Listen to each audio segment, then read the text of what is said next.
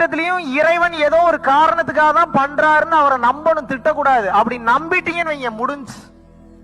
நீங்க ஜெயிச்சிட்டீங்க, அவரோட ஒளிவட்டத்துக்குள்ள போயிட்டீங்கன்னு அர்த்தம். எவன் ஒருவனுக்கு தன்னம்பிக்கை அதிகமாகி, தாராள குணம் அதிகமாகி, தன்னடக்கம் அதிகமாகி விடுகிறதோ, வார்த்தையை கவனிக்கணும், எவன் ஒருவனுக்கு தன்னம்பிக்கை அதிகமாகி, தாராள குணம் அதிகமாகி, தன்னடக்கம் அதிகமாகி விடுகிறதோ, எப்போது எது நடந்தாலும் எல்லாம் அவன் செயல், எல்லாம் அவன் பார்த்து கொள்வான், நான் ஏன் வருத்தப்பட வேண்டும், இதுவும் அவன் செயல்தான் என்று எது நடந்தாலும், என்ன நடந்தா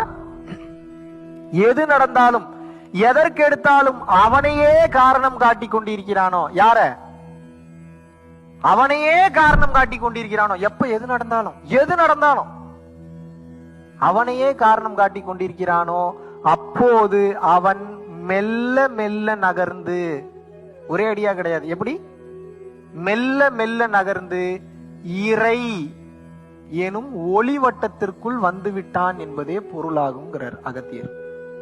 எப்போ எது நடந்தாலும் இறைவன் தான் காரணம், இறைவன் தான் காரணம், இறைவன் தான் காரணம், இறைவன் தான் காரணம், இறைவன் தான் காரணம், இறைவன் தான் காரணம் வாயில இருக்கக்கூடாது, உணர்வுல இருக்கணும்,